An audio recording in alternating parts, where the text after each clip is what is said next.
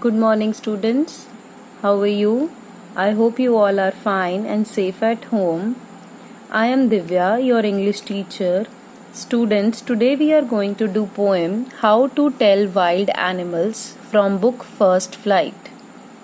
So, this poem is written by Carolyn Wells.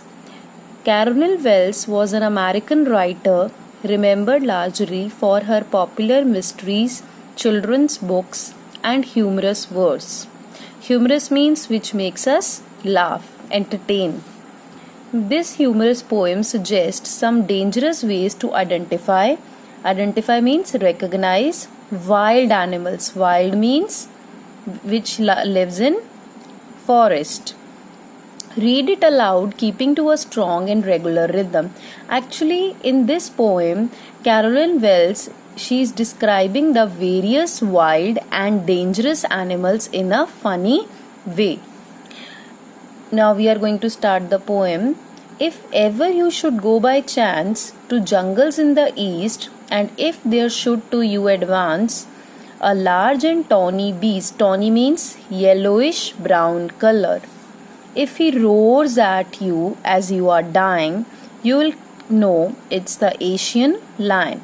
So, the poet, she is going to say that if any time you go to the jungle in the eastern countries, and you see by chance a particular wild animal, and you see if he is coming towards you, and it is a very large and yellowish brown color beast means animal. If he roars at you as you are dying, and if he roars at you and you think you are going to die, you will come to know that it is the Asian lion. So the picture of the Asian lion is also given in that particular poem. Now, second stanza. Or if some time when roaming round, a noble wild beast greets you. Greets you means welcomes you.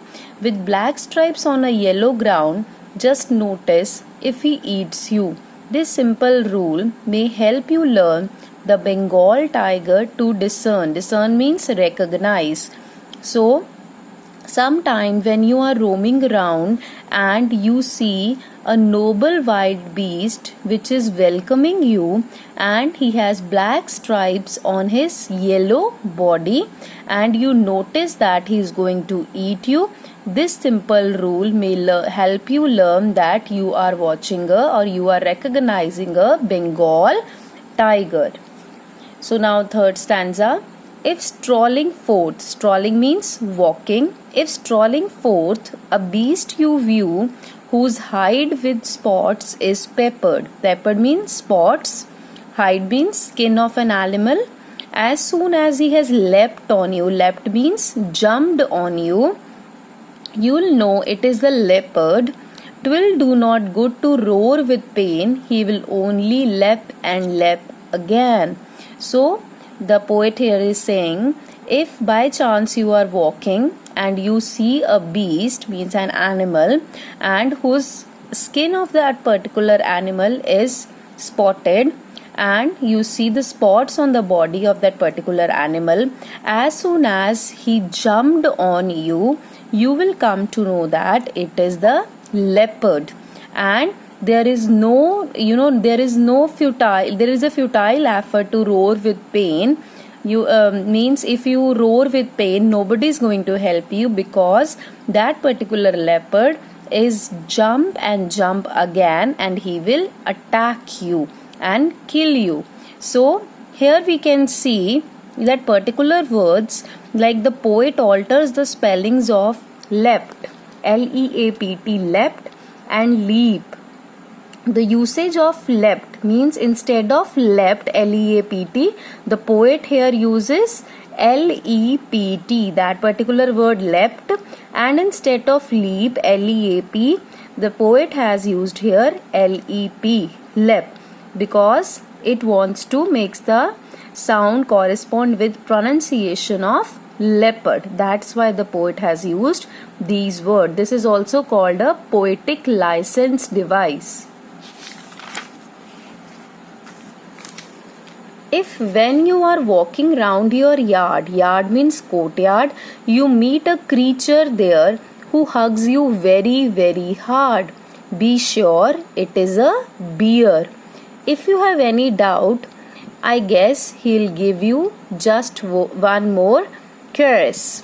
So, if when you are walking around in your courtyard and you meet a creature there, you meet an animal there, and who hugs you very, very hard, and you are very sure it is a bear, because that is called a bear hug. And if you have any doubt, I guess, the poet says, I guess he will give you just another one more gentle touching, means the one more hug to you. So it shows that the bear is as dangerous as for the victims. So though to distinguish beasts of prey, a novice might nonplus. Novice means someone who is a new to job, who is learning something, and nonplus is puzzled.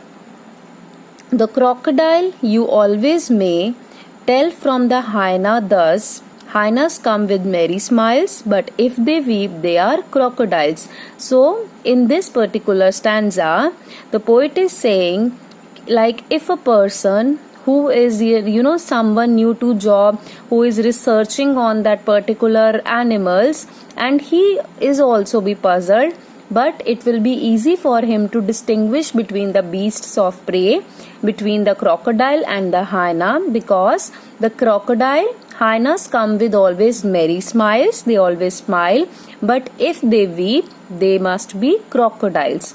So here the poet continues the humorous tone, as the hyenas never smile happily, nor are the tears of crocodile genuine. The true chameleon is small. Chameleon means girgit. So the true chameleon is small, a lizard sort of thing. Here the chameleon is compared to a lizard. He has not any ears at all. You know that chameleon is not having any ears at all, and not a single wing. They don't have a single wing also. But if there is nothing on the tree, this the chameleon you see.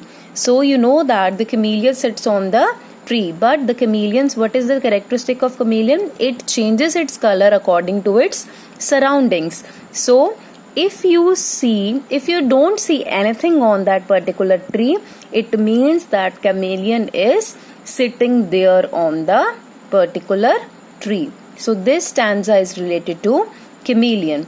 I hope the poem is clear to everybody. Now we are going to do the rhyming scheme. So the rhyming scheme that we see, chance A, east, B, advance, that is similar to A, then beast, similar to B, dine. So I know that you know it very well, that D-Y-I-N-G, but for that particular rhyming scheme, the poet used here poetic license literary device. So the poet used here D-Y-I-N, and that we call D, lion. So it is similar to D. So the rhyming scheme is that we'll use here C, not D, C. The A, B, C, that the rhyming scheme will follow in the poem. Now we are going to do some literary devices also. Literary devices, first is alliteration. As you know very well that it is the occurrence of same sound at the beginning of closely connected words. For example, or if sometime when roaming round. So these both sounds are same. If when you are walking around your yard, you meet a creature there. So you can see this, you, your, yard. These sounds are similar. Now the second literary device we are going to do repetition. It is a repetition of words. Now you come to know the difference between alliteration and repetition. Alliteration is the repetition of sounds. But repetition, literary device, it is a repetition of words or phrases that a poet employs for the purpose of emphasis. He'll only leapt and leapt again. So there is repetition of one word, lep and lep. Who hugs you very, very hard? So here very, very hard, very, very, both are the repetition of very word, which emphasizes the tightness of the hug of a bear, which may prove fatal. Now the third, which is very important in this poem, that is poetic license. It is a literary device in which a poet takes liberty with language, changing the spellings or violating grammatical rules with the purpose of rhyme scheme, lyricism, rhythm or emphasis. So it is a literary device which a poet takes liberty with language. It can change the spellings. I told you D-Y-I-N-G. Instead of that, the writer has written D-Y-I-N. And leap, instead of L-E-A-P, leap, the poet has written lep, L-E-P. So that is called poetic license, that poet can use according to its own favor. If he roars at you as you are dying, you will know it is the Asian lion. I told you spellings of dying actually is D-Y-I-N-G, but the poet has used here D-Y-I-N. So now the next one, he will only lep and lep again. The poet has again altered the spellings of leap into lep. A novice might nonplus. So now nonplussed is actually the word nonplussed, but here the poet has used here nonplus. So now the fourth literary device is humor. Humor, you know, it is which makes us laugh. It is a literary device in which the poet tries to make the writing witty by provoking laughter. This poem is full of humorous images. You know it very well. The whole poem is a humorous one. Just notice if he eats you. Here the poet gives a comical situation with the person being eaten by a tiger and still trying to recognize which animal it is. Now he'll give you just one more curse. Here the poet uses curse for the fire, slap or swat of a bear on its victim. Now the fifth literary device is irony. It is used when the poet wants to create humor or satirizing somebody or something. So it is used when the poet wants to satire on anyone. That is called irony.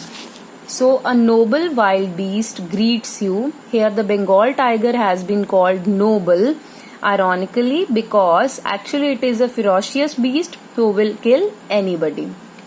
He'll give you just one more curse. This line refers to the strong fatal stroke of a bear on the victim as curse, or term used for gentle and affectionate stroke. Now sixth literary device, that is paradox. It is a figure of speech in which a statement appears to contradict itself, but as we study deeper, we find that the statement is true and the contradiction is resolved. Now the example is, if there is nothing on the tree, this the chameleon you see. Although having nothing and seeing something seems contradictory. When you see something and when you don't see something, that is the contradictory things. But in the case of a chameleon, it is true, as one feels that there is nothing on that tree, but the chameleon mixes up with the surroundings. As I have told you earlier, it is there on the tree, through one cannot see it. So all there we have done 6 literary devices which will help you a lot and for the better understanding of the poem. I hope the whole poem is clear to you. Explanation of the poem, rhyming scheme and all literary devices. Thank you.